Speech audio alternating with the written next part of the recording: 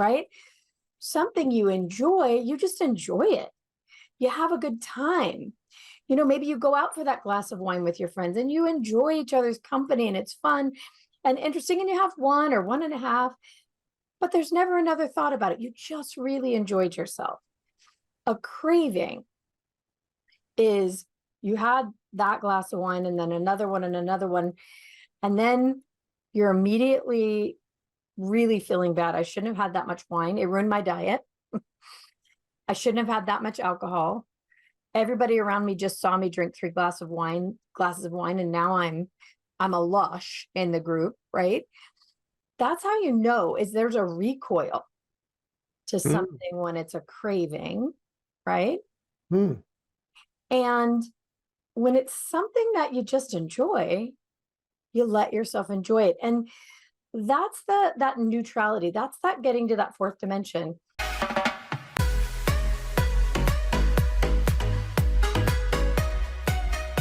Hi, I'm Liz Larson. And I'm Bill McKenna. And together, we created the Cognomovement system. And we'd like to welcome you to the New Life Perspectives radio show, where we're going to be sharing with you tools, tips, and ideas that are going to change your life.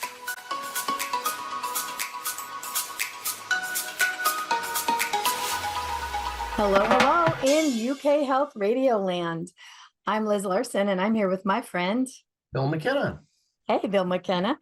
And we are the hosts of the New Life Perspectives radio show, and we also happen to be the duo that created the Cognomovement system. Now, the thing about the Cognomovement system is there are so many ways to use it that's been a major problem for us because you can use it for trauma, you can use it for manifesting, you can use it for athletic performance. We're using it now with kids with brain injury. Like there's a million things. But one of the first things we realized we could do with it, and it's also the funnest thing, is the cravings set. So I know we've talked about it some before, but we decided to dedicate a whole episode to it because there's a lot of kinds of cravings that you may not have considered that you might want rid of. So Bill McKenna, in your mind, just on your daily conversation, what would you say a craving even is? Like, how do we know we crave something? Well, Liz, the way I look at the craving thing is that it's something that I have like a compulsion. I can't help it.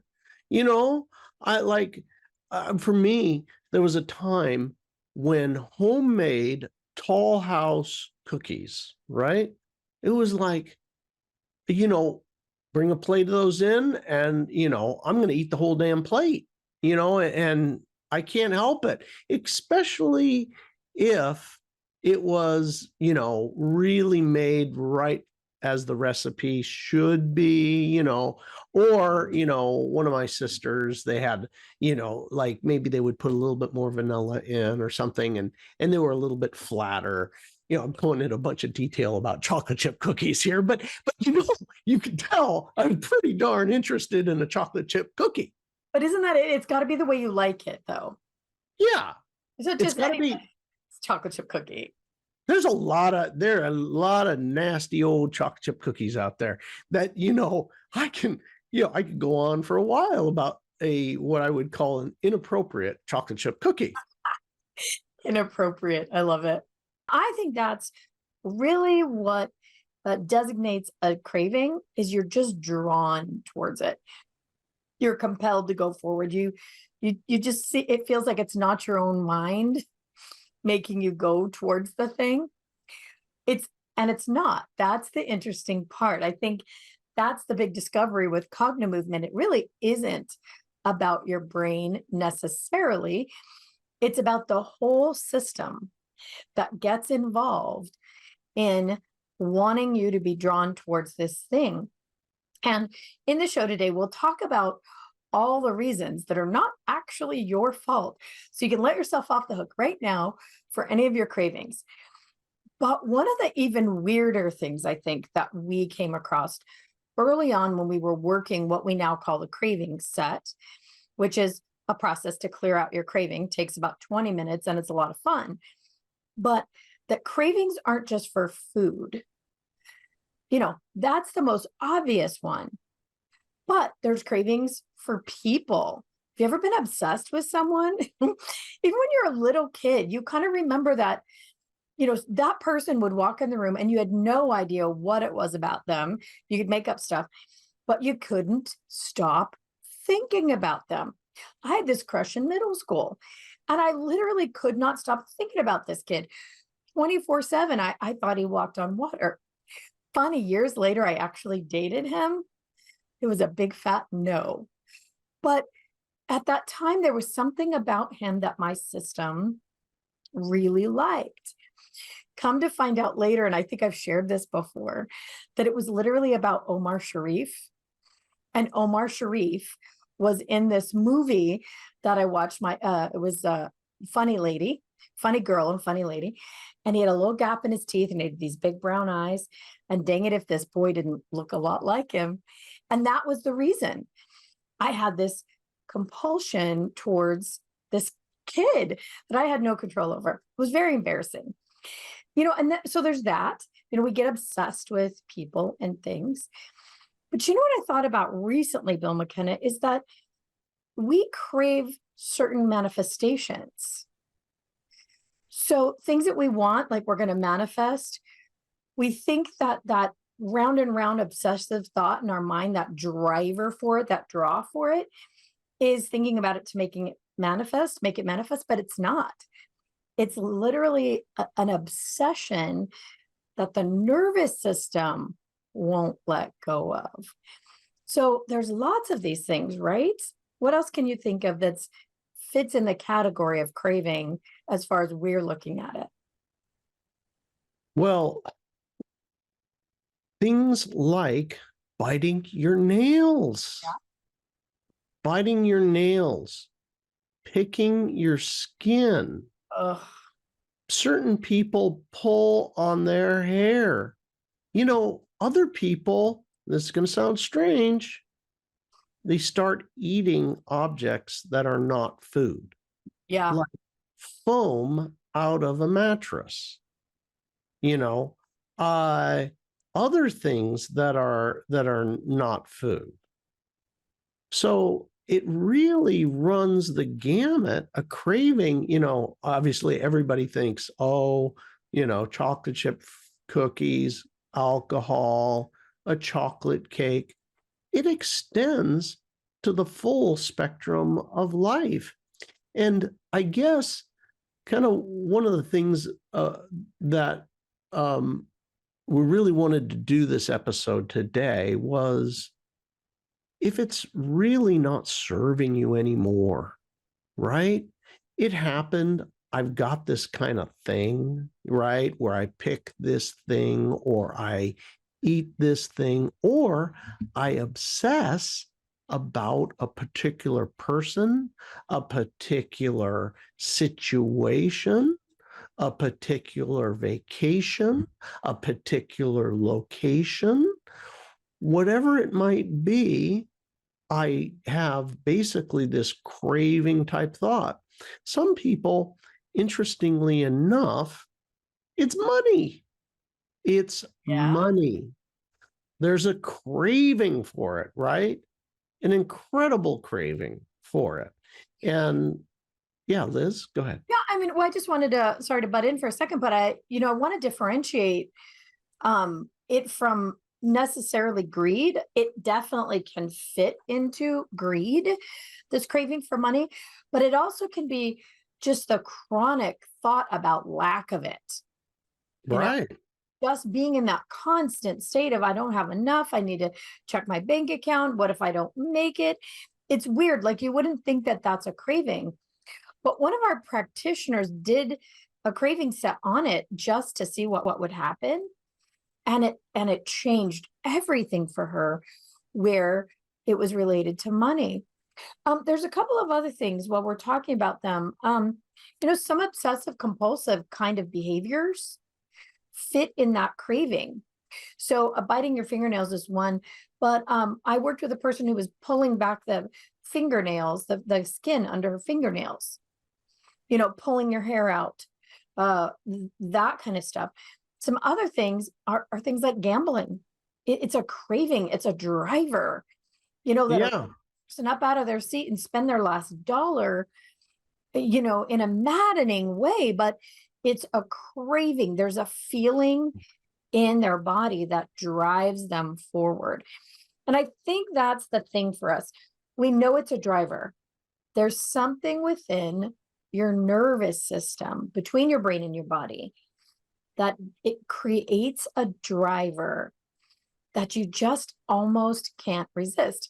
People will say, you need to have willpower, but that doesn't really work with these neurological drivers, do they?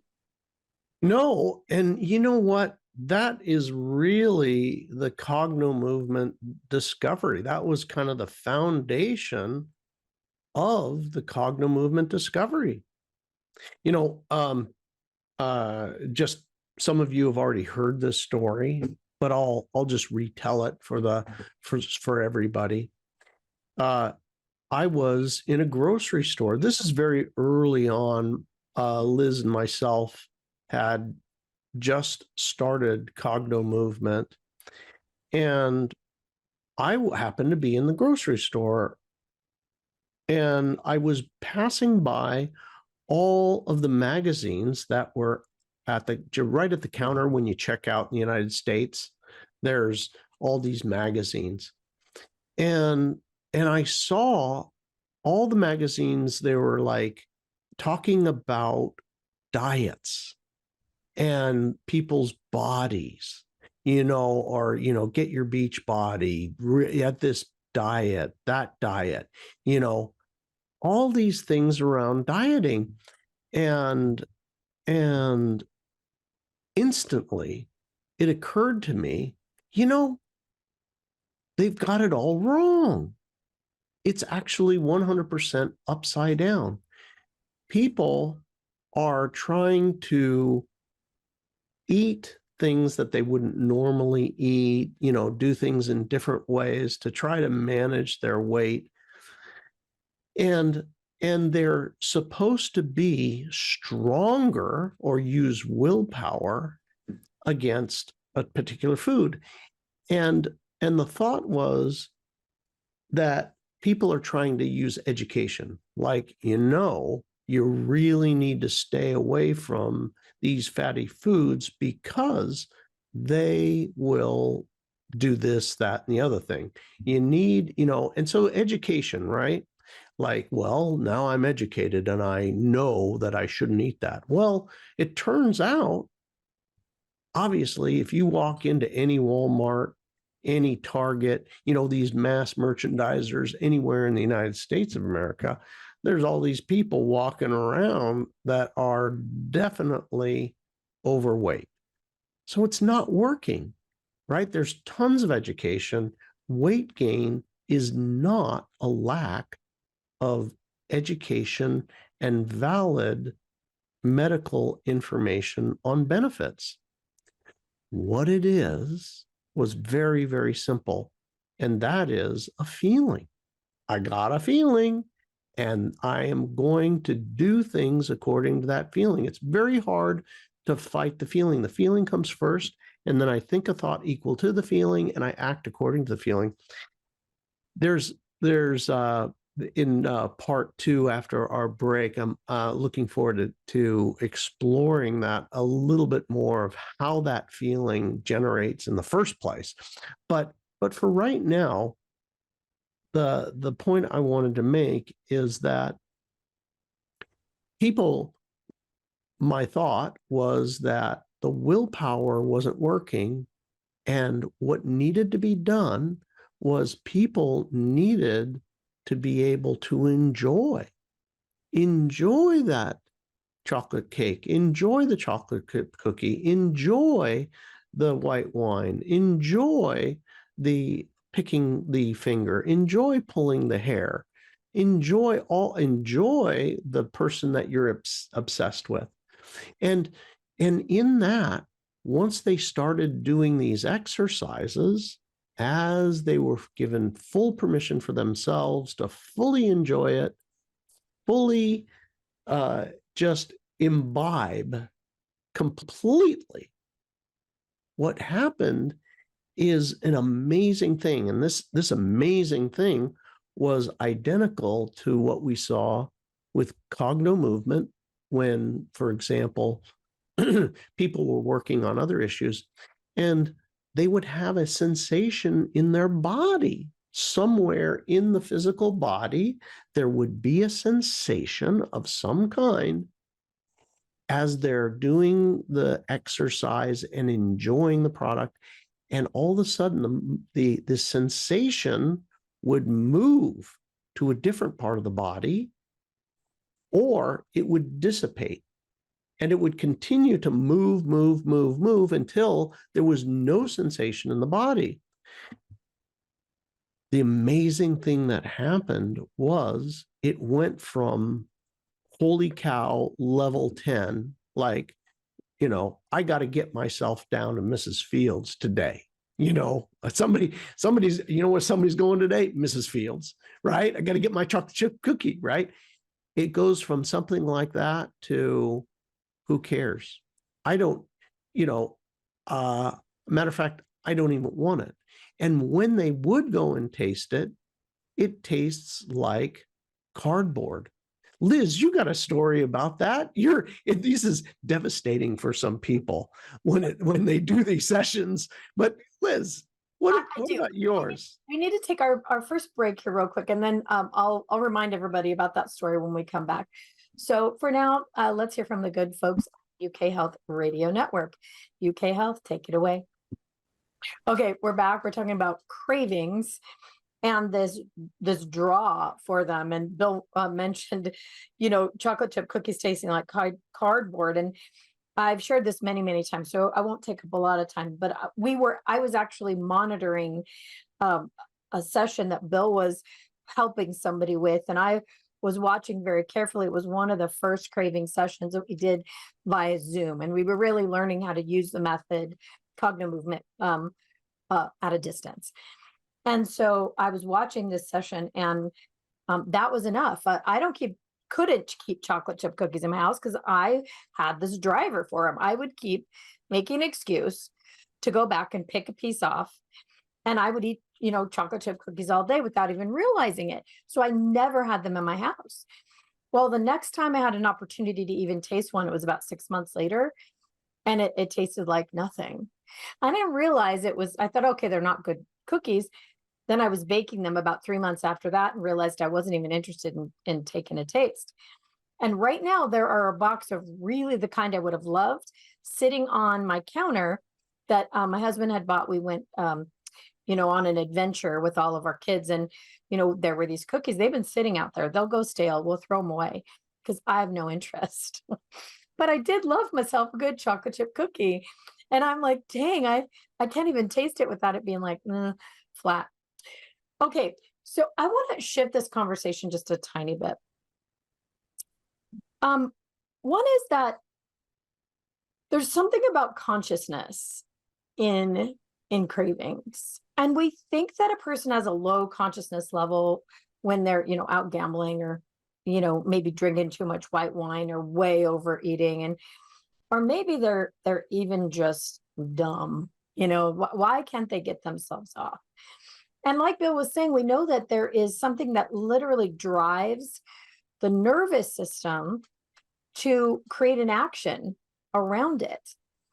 And, if you've been with us for a while, Bill and I will talk about the third dimension, the fourth dimension, the fifth dimension. And it made me think to look that in that kind of third dimensional, or just, regular sort of terrestrial stuff, somebody whose consciousness level is just getting through the day, there's this thing called thwarted wanting. And that's what a craving really is. Maybe you want it and it takes something to get to it, right? There's this getting through that to get the thing, a driver to find a way to go to the store or get the drink or sneak behind somebody's back, right? That's a big part of it. I want to do it, but I shouldn't do it. Right? Yeah, they Everybody are. says I Yeah. shouldn't do it. I want it, but somehow there's some people who feel I shouldn't be doing it, or I know that I shouldn't be doing that much Yeah, for there's whatever judgment. reason. Yeah, there's Some judgment around it. yeah. So we're either judging ourselves or we know somebody else is going to judge us about it, or we're judging them. So Bill talked about, not feeling anything about it. Like I don't chocolate chip cookies. There's just no driver for it anymore. They can exist on the planet, but I'm really in what's called neutral about it, which actually is that jump up in consciousness. That's for more of a fourth dimensional thing. But I started the conversation saying people, feel like you're dumb or you're just, not smart about it. And really, that's not it at all. It's just one of those things that you feel weirdly pushed and pulled about, right? If there was no push and pull, you would be like me, I don't care. But there's something about that push to do it. And then after you do it, you're immediately either guilty or ashamed or angry or sad that you did it. That's how you know it's a craving and not just something you like, right? Something you enjoy, you just enjoy it. You have a good time.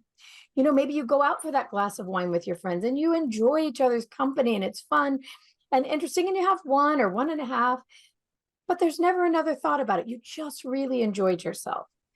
A craving is you had that glass of wine and then another one and another one, and then you're immediately really feeling bad. I shouldn't have had that much wine. It ruined my diet.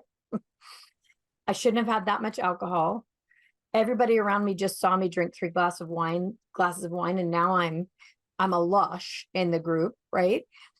That's how you know is there's a recoil to something when it's a craving, right? And when it's something that you just enjoy, you let yourself enjoy it. And that's that neutrality. That's that getting to that fourth dimension. There's this thing called happy living, thriving, and enjoying life, right? And when you're able to have the things that you like, a slice of cake, a glass of wine, a cigarette with dinner, right? After dinner. When you're in that place, you just have those and you actually really get all the joy and love out of it and appreciation. There's not a recoil from it. You just thrive. You just enjoy your life. And that's a really different place to be. Don't you think, Bill?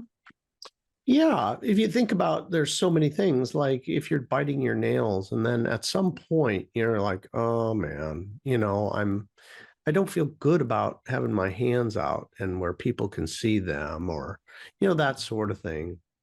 The things that produce some sort of negative effect after the fact, maybe, I'm, getting in the shower later and I'm like, you know what? Maybe I should lay off that, whatever, and I couldn't help it, right? I overate it. I know it's not good for me. This becomes kind of critical also for people who like have a situation like diabetes and you crave, let's say, pizza, right? And you're like, if you don't get it, you feel deprived.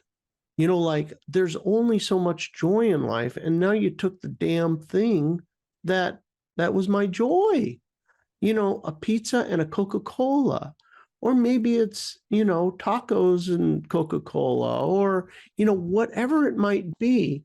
For a lot of us, it's that little bit of joy.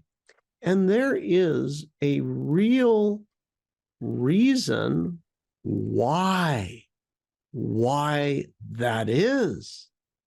But it doesn't have to be that way. And that's where Cognomovement comes in. But Liz, go ahead. Yeah, that's what I was thinking. When I was talking about being in the third dimension, we think it's because somebody's dumb or they're, you know, they're just a slob, or they're just, pig, they overeat, or all the reasons.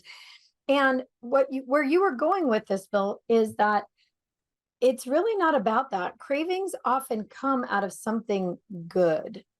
Now, they could come from trauma. We'll get to that too. But where Bill was going with this, and where I kind of wanted to loop it back around, because I feel like I left it hanging about the third dimension, that it really isn't necessarily the bad thing that you think a craving comes from. You don't think about it as a negative, because often it comes from a wonderful moment in our lives. So certain kind of cravings do. They're a reason that we love them. And then there's another kind of cravings that are a reaction to trauma. So why don't you share a little bit about that, Bill? Let's talk about the first part, where it really comes from something wonderful. This over the years, we were able to really figure something out. And this started off with an understanding that, basically came from some yogis. And what they expressed was that your life experience happens through your senses. They explained that in order to be here on the planet Earth, you have to have some sort of senses in order to experience. If you can imagine for a second that you were born, but you literally couldn't hear anything, smell anything, see anything, or feel your body, feel in anything. If I could not feel, smell, touch, taste, hear anything, there's literally no life experience. So this information is one component of what makes a craving work. The other component is that you need to have a emotion. So you have let's say, for example, the easy one, chocolate chip cookie, right? Now, the very first moments in time that I got to taste a chocolate chip cookie is my mom.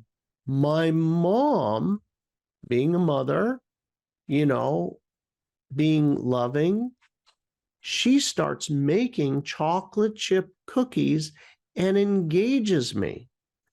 Okay, get out the eggs, get out the sugar. I feel very comfortable.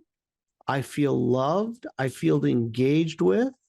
We're having a good time together. She's paying attention to me.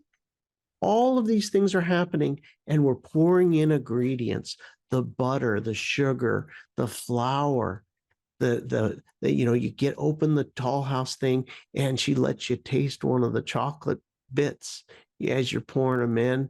And then you can, you're not supposed to eat that dough, but you do. And you're stirring it up, and then you're putting it in the oven, and the smell and everything, and you're being cared for. This is an important thing. There's an emotion of being cared for and understood, and then you take the bite. Being cared for, being loved, being secure, right? Being at home, that is associated or bound with the sensation of taste. This is how, as a human, we work. And we don't realize why we're running down to Mrs. Fields' cookies all the time. I don't feel good. I want to feel better. Well, what do? I want to feel secure. Well, go eat a chocolate cookie. That's going to give you that feeling. Exactly. And that is, where does the feeling come from? I think this is the one thing we want people to take away. So you go get the chocolate chip cookie, and for about half a second, when you smell it, when you taste it, when you get the texture, and you take the first swallow, your nervous system feels calmed and feels as though it's had a tiny dose of that love, of that memory, of that good feeling. But beyond that, there's really not much more. The anxiety will start to ramp up because your body's actually smart and it knows, well, that tasted good and that was good. And I remembered all the wonderful feelings, but that's not it. And so it'll drive you to have more and more to try to get the feeling back. It's just like drugs, like a little bit does it in the first place, but in a couple of years in, you need a whole lot more to get the sensation. So it's that nervous system wanting to feel loved. So this is another piece of that kind of that third dimensional thing is you're focusing on something outside to get that good feeling. And that's the one way your body knows to get it right now.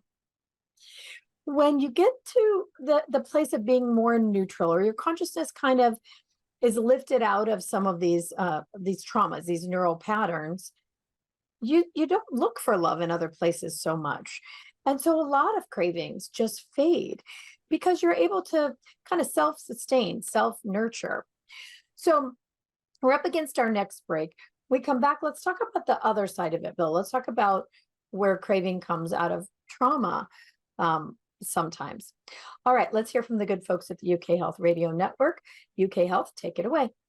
Okay, and we're back. We're talking about cravings and how some cravings really come out of the nervous system wanting to return to a time when things were good, or we felt loved, or we felt like home, or we felt like things got repaired, or we got something we wanted, or just in general, we felt great, or at least good. And then there are some other cravings that are a different kind of reaction. Tell everybody about that, Bill. Well, Liz, I think the best way to probably tell this is through stories. All of us have had a variety of different traumas in our life. And for some of us, we had tried to make things better, right? Do something that's going to make things better for us. One of those people that had experienced this, it came down to nail biting, right? There was a trauma happened at a very young age, and in order to relieve the stress, started biting nails, and she bit them right down to the quick. Now, she was now 40s, 50s, something like that, and nothing worked.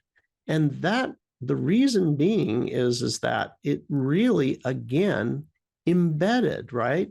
There was a physical sensation, right? The sensation of biting, right? Right. And there was also this other negative emotion, right? That negative emotion, that catalyst, like I'm going to make this somehow better to relieve that stress. Yeah, Maybe it's the release that the body's looking for. the release. Yeah. It's some sort of release that it's looking for.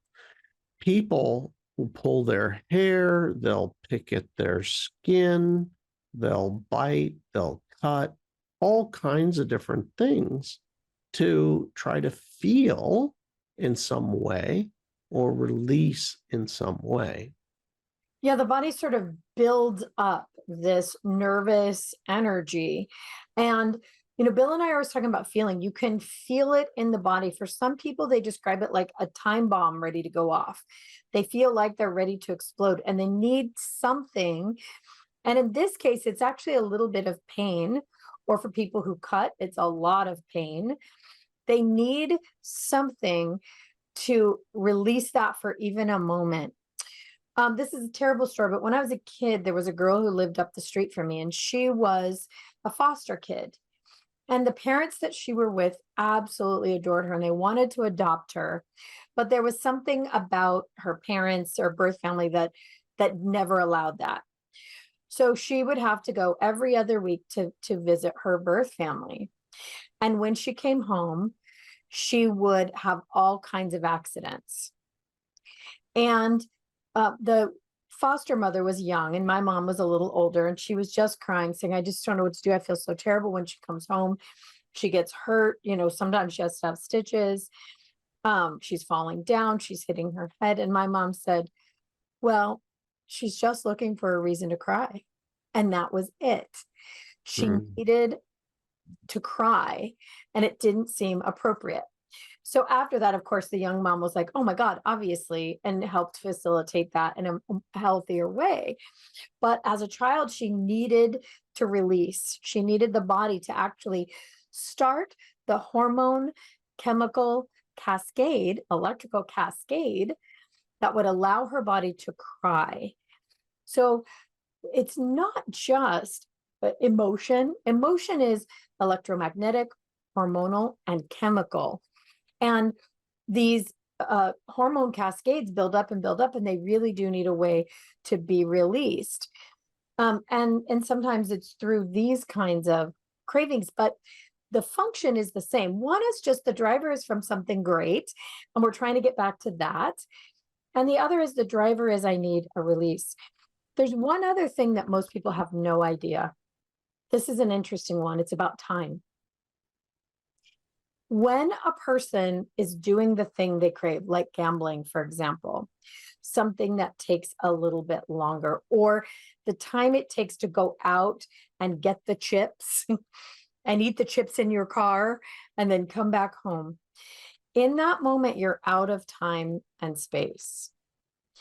There's something about that relieves you of the pressure of time. Time's bearing down on you. You get to step out of the norm for a minute. And these are usually where we see cravings that are done sort of in secret, right? For whatever that length of time, you get to be out of that time and space.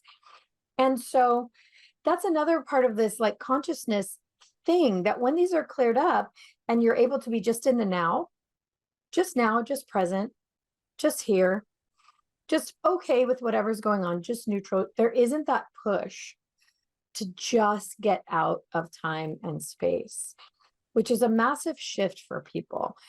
People who have these kind of cravings, they end up wasting so much time in their life. And it's the biggest regret. Why did I waste so much time, gambling? Why did I waste so much time being drunk? Why did I waste so much time, gobbling fast food in my car? It's a massive amount of time. And it becomes one of those things that people get back. They get back not just actual time, but the time in their mind to think about other things, to do other things. One of our practitioners who did the craving set on money, just to see what would happen, her money situation changed dramatically. That was interesting.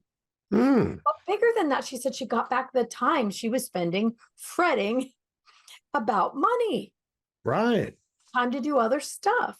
I think Right. that's a really interesting thing, don't you? I think that's an amazing, right? Amazing thing about doing a Cognomovement set for craving and being relieved of that. I think everybody listening can really relate to that whole aspect of time. And for a moment in time, I'm free. I no longer have the pressure of time. I'm escaping. It's really an escape of sorts. You might not even realize it, that you're doing that. Oh, I'm sure most people don't. Well, let's talk for a minute about the why. Why does the way we do a craving set, why does it delete it? So Cognomovement in itself always lets the system look at itself. So your nervous system is doing what it's doing always to keep you safe and alive. Always. It's always doing the best it can for you based on the data it has. So if the data is, if you eat chocolate chip cookies, you're safe and loved. Right. Your nervous system wants you to keep doing that so you're safe and loved and cared for. Now, that data is accurate on a lot of levels. And it did mean if mom had time to make chocolate chip cookies with you, you were safe and loved and cared for at that moment. Doesn't mean it's necessarily true 40 years later. So the data, it can be really off. Obviously, it's not great for you to pick your skin or pull your eyebrows or get your eyelashes out. But in the moment that it happened the first time, the nervous system was like, okay, that helped me calm the heck down. That released this terrible feeling I have. Okay, good. So in that moment, the nervous system recorded that as a thing that was resourceful and useful to you. It's always that way. The body thinks it's doing a good job.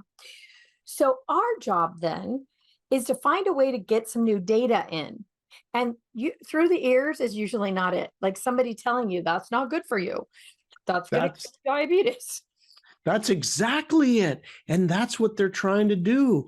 All of these books are trying to get you to change your mind. They're working on the wrong part of the brain. This is the automatic part of the brain, Not the logical mind. not the logical mind. The hippocampus is the part that you're trying to talk somebody into. The craving is not in the hippocampus. The craving is in the amygdala, The which limbic system, yeah. it will not be talked into something. It's your feeling. And so that's why Cognomovement works so well, because you're not trying to talk yourself out of it. You're actually fully allowing it. That's just it. You take the thing and you love doing it. For the first time in your life, you actually let yourself absolutely love it or crave it or want it or even hate it a little bit. Whatever the mix of feelings are, you always just let yourself feel it. And you know what's amazing is just that sensation, let yourself have it. Just, okay, I like the thing, I hate the thing, whatever it is, that's one down, we call it a down regulation of the nervous system. There's no push. It's a law of physics. What you push against pushes back. What you pull against pulls back, right? So you're no longer doing a push-pull dance with your nervous system. You're saying, all right, nervous system, go for it. Just love it. And if it's a food thing or something appropriate a person can do, you do it. You have the cookie, you have the Parmesan cheese, you bite the nails, you have the thing.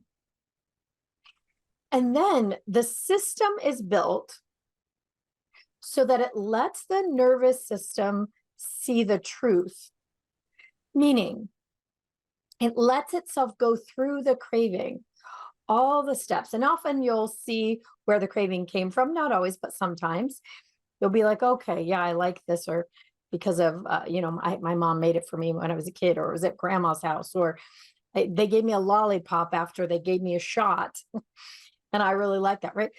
You'll see it. But the nervous system also is smart. When it sees itself, it's kind of blind in a craving situation, or even in a trauma situation. It's on autopilot. It's doing the thing it thinks keeps you safe and alive. But when it's given all the information, and then, the left brain looks and the right brain looks and the emotional part of the body looks and the logical mind looks, and even the ideas and inspiration part of the body looks. These are all things that are built into your own system. The nervous system will go, oh, wait a minute. Actually, this really is not the best thing for me. And the charge just drops out of it. That driver, that push. Go ahead, Bill. And it tastes different. I love it because it's like, the things that are manufactured, right? Like a Snicker bar or a Coca-Cola. It's the same Coca-Cola all around the world. It's the same Snicker bar all around the world. You know, there's consistency in manufacturing. And when you bite into it or drink it, you'll be like, what happened? Who got into the Coca-Cola factory and screwed it up and put metal into the Coke, right? Mhm. It's that type of thing. And literally your taste changes and not only that, but you don't really want it anymore. No, and you know what's funny? Sometimes your body does this automatically. Like, I used to love SpaghettiOs in a can. I think I shared this when I was a kid. Like, I was a real picky eater, but I'd eat that. And one time at school, I had SpaghettiOs, came from a can. It was in my thermos. And I'd eaten it so much that that day when I opened it, my body literally turned sick. And to Mm, this day, the smell of it, ugh. So mm. if you were to overeat something and then maybe go on a roller coaster ride and throw up, even if it's your favorite thing, you don't want to eat that thing ever again. Why does that happen? It's not that your taste buds change or the taste of the things change. It's that your nervous system got a completely different look at it. It's like, oh, hey, that thing made you throw up. No, it probably didn't. It was the roller coaster, Right. right? Or there was food poisoning in it. It's none of that. It's that your body went, whoa, unsafe, not cool, dude. And Yeah. it ended it for you right there. So, really, I mean, there's a way for this to happen naturally, but it's like being struck by lightning, you know? Right. Right. With, Well, I think everybody can relate to, down here near the Mexican border, tequila. Mhm. Anybody who's ever been sick on tequila is like, oh, no, no, no, no, no, no, no, no. Ain't touching that again. I mean, it's so foul if you get sick on that. People don't go back to it for a while, at least. Yeah, right. So, what our system does without the sickness, it allows the whole body to take a look and the nervous system to get some new data and it just decides for itself. It's the funniest thing. We'll have during our practitioner trainings, we'll have people volunteer to do the craving set and be the client, and the other person's a practitioner. And we ask them to bring the food with them. And in the beginning, you just see their face light up and they just shine and their eyes shine. One of our practitioners from Australia, and she was eating frozen potato chips, which to us in America sounds real gross.